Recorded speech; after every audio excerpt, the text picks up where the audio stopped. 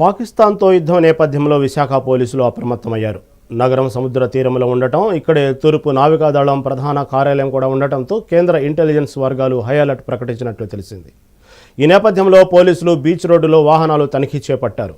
రికార్డులతో పాటు వాహనంలో ఉన్నవారి వివరాలను పరిశీలించారు. యారాడ నుంచి భీమిలి వరకు బీచ్ రోడ్డు మొత్తాన్ని పోలీసులు తమ ఆధీనంలోకి తీసుకోవాలని నిర్ణయించినట్టు తెలిసింది. దీనిపై మరింత సమాచారం ఉత్తరాంధ్ర రీజనల్ కోఆర్డినేటర్ దుర్గాప్రసాద్ అందిస్తారు.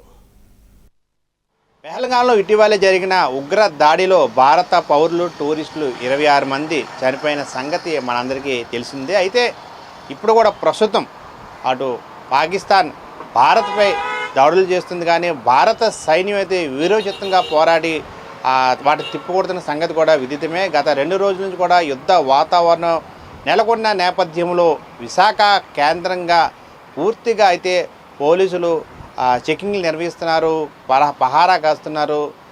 ఇటీవలే మాక్ డ్రిల్ కూడా నిర్వహించడం జరిగింది. అయితే ఇది గతంలోనే 1971లోనే జరిగిన యుద్ధం వాతావరణ నేపథ్యంలో విశాఖకి ఎంతగానో దానికి సంబంధించి ప్రధానంగా గాజీ సబ్మెరీన్ ద్వారా అప్పట్లోనే పాకిస్తాన్ విశాఖ మీద అటాక్ చేయడం జరిగింది. ఆ నేపథ్యంలో భారత నావికాదళం పూర్తి స్థాయిలో విజయం సాధించి ఎన్నో విజయాలు కూడా ఆ సమయంలోనే పాకిస్తాన్పై వీరోచితంగా భారత వైమానిక దళం పూర్తిగా విజయం సాధించి 1971లోనే దానికి చిహ్నంగా విశాఖలో కూడా విక్టరీ అట్ సీ కూడా నిర్మించడం జరిగింది. అయితే మరోవైపు యుద్ధ వాతావరణ పరిస్థితుల దృష్ట్యా పోలీసులు పహరా కూడా పెంచారు, పూర్తి స్థాయిలో చెకింగ్లు నిర్వహిస్తున్నారు. ఇటీవలే మాక్ డ్రిల్ కూడా నిర్వహించడం జరిగింది. ఏదైతే కాశ్మీర్లోని పెహల్గాంలో జరిగిన ఉగ్రదాడి దేశవ్యాప్తంగా కూడా తీవ్ర చర్చాంశనీయంగా మారిందని మనం చెప్పుకోవచ్చు. ప్రధానంగా పర్యాటకులు ప్రాణాలు బలిగొని ఈ ఉగ్రదాడితో దేశమంతా కూడా ఒక్కసారిగా ఉలిక్కి పడిందని మనం ప్రధానంగా చెప్పుకోవచ్చు. మరోవైపు పాకిస్తాన్తో యుద్ధం కొనసాగిన నేపథ్యంలో దేశంలో పలు ప్రాంతాల్లో భద్రతను కట్టుదిట్టం చేశారని చెప్పుకోవచ్చు. ఈ క్రమంలో ప్రధానంగా విశాఖ గురించి మనం చూసుకున్నట్లయితే నగర పోలీసులు అప్రమత్తం అయ్యారు. ప్రధానంగా సముద్ర తీరం ఉండడం, అదేవిధంగా ఇక్కడే తూర్పు నావికాదళం ప్రధాన కార్యాలయం ఉండడం కూడా పూర్తి స్థాయిలో పహారా పెంచారు, పూర్తి స్థాయిలో కట్టదిట్టమైన చర్యలు చేపట్టారు. పూర్తిగా వైమానిక దళం ఏదైతే మన నావికాదళం తూర్పు నావికాదళం పూర్తి స్థాయిలో పటిష్టంగా ఏదైతే ఏ విధంగా దాడులు జరిగే అవకాశం ఉన్న నేపథ్యంలో ఇటీవల జరిగిన యుద్ధ వాతావరణ నేపథ్యంలో బందోబస్తు కూడా పూర్తి స్థాయిలో మనం పెంచారని చెప్పుకోవచ్చు.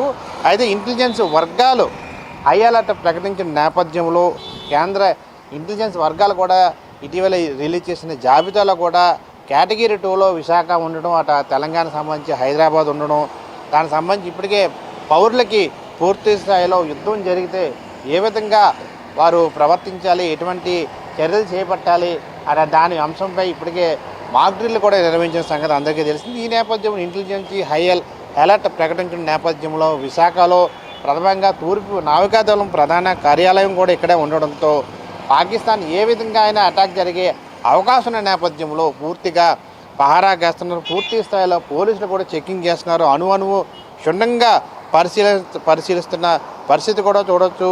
అదేవిధంగా బీచ్ రోడ్లు కూడా వాహనాలను పూర్తి స్థాయిలో తనిఖీలు చేపడుతున్నారు నగర పోలీసులు. అయితే ఇంటెలిజెన్స్ వర్గాలు హై అలర్ట్ ప్రకటించడంతో పోలీసులు పూర్తి స్థాయిలో క్షుణ్ణంగా విశాఖలో అణువు కూడా చెక్ చేస్తున్న పరిస్థితి కనిపిస్తుంది. కొత్తగా ఎవరు వచ్చినా కూడా పోలీసులకి సమాచారం అందించాలి, ఇన్ఫర్మేషన్ కూడా ప్రతి పౌరుడికి బాధ్యత ఉందని చెప్పి ఇప్పటికే పౌరులకు తెలియజేయడం జరుగుతుంది. కొత్త వారు ఎవరు కనిపించినా పోలీసులకి సమాచారం ఇవ్వాలని కూడా పోలీసులు కూడా చెప్తున్న పరిస్థితి కూడా కనిపిస్తుంది. అయితే ఎవరు అనుమానాలు కనిపించినా వెంటనే సమీపంలో ఉన్న పోలీస్ స్టేషన్ తరలించి పూర్తి స్థాయిలో విచారించాలని కూడా అధికారులకు కూడా ఆదేశాలు అందినట్టు కూడా మనకు సమాచారం అందుతుంది. పూర్తి స్థాయిలో విశాఖ నగర పోలీసులు అప్రమత్తం అయ్యారని మనం చెప్పుకోవచ్చు. ఏదైతే గతంలో జరిగిన దృశ్య 1971లో ఏ విధంగా పాకిస్తాన్ సముద్ర జలాల నుంచి విశాఖను టార్గెట్ చేసి ఏ విధంగా వచ్చారు, ఏ విధంగా భారతదేశానికి చొచ్చిపట్టారో,